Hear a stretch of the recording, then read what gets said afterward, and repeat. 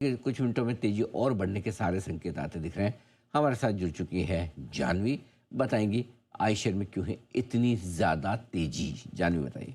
Sir बिल्कुल, नतीजे तो काफ़ी अच्छे आए थे, अनुमान से बेहतर ही थे, लेकिन जो इंटरनल्स है, मैनेजमेंट की जो कमेंट्री है, वो सबसे ज़्यादा और अच्छी दिखाई देती हुई अच्छी है, जिसके चलते आज देखा कि स्टॉक ने नया लाइफ टाइम हाई भी बनाया है। अब देखें तो रॉयल एनफील्ड की जो मार्जिन है ये काफ़ी बेहतर है, अनुमान से बेहतर है। 6 तिमाहियों के बाद अगर देखें तो रॉयल एनफील्ड के मार्जिन जो है ऊपरी स्तर पर पहुंचते हुए दिखे। इनफैक्ट इस तिमाही में कंपनी ने एक नई स्ट्रैटेजी भी अपनाई थी कि रॉ मटेरियल की कॉस्ट जो हम देख रहे थे कि यहाँ पर बढ़ती जा रही है।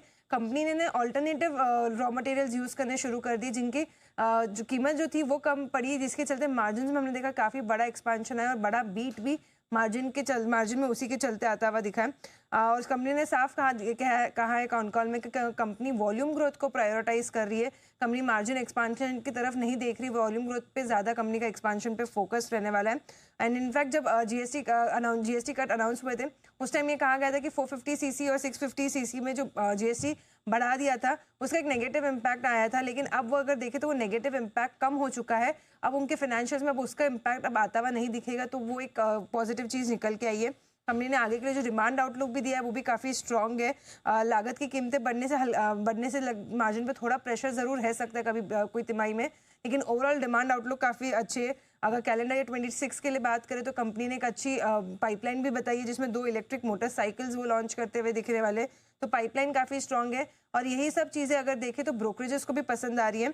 उनका कहना है कि इंडस्ट्री की जो बेहतर ग्रोथ है, इंडस्ट्री से बेहतर ग्रोथ जो कंपनी दे रही है वो प्रीमियम वैल्यूएशंस को जस्टिफाई कर रहा है। साथ साथ अगर देखें तो कंपटीशन और मार्जिन प्रेशर की जो चिंता है वो काफ़ी पीछे छूट चुकी है, और इसी के चलते FY27 तक का जो ईपीएस है उसमें 3 से 4% की बढ़ोतरी कर दी है। और सभी ने अगर देखे तो आज टारगेट भी रेज किया, जिसमें जेफरीज ने अगर देखे तो टारगेट 650 से बढ़ा के 8800 कर दिया है। सिटी ने अगर देखे तो 8200 से बढ़ा के 8300 कर दिया, और HSBC ने भी अगर देखे तो 8200 जो है ये टारगेट करते हुए दिखे। बिल्कुल। तो बड़े टारगेट्स और आयशर मोटर्स में तो तेजी है ही, उसके पीछे पीछे हम देख रहे हैं कि बाकी टू व्हीलर कंपनियों में भी जब ये नतीजा है सुबह से ही वहां पर भी तेजी बन रही है और बड़े टारगेट यहाँ पर बढ़ोतरी देखने को मिल रही है आयशर मोटर्स के लिए। एक बार सिद्धार्थ जी आप सलाह दीजिए आयशर मोटर्स पर।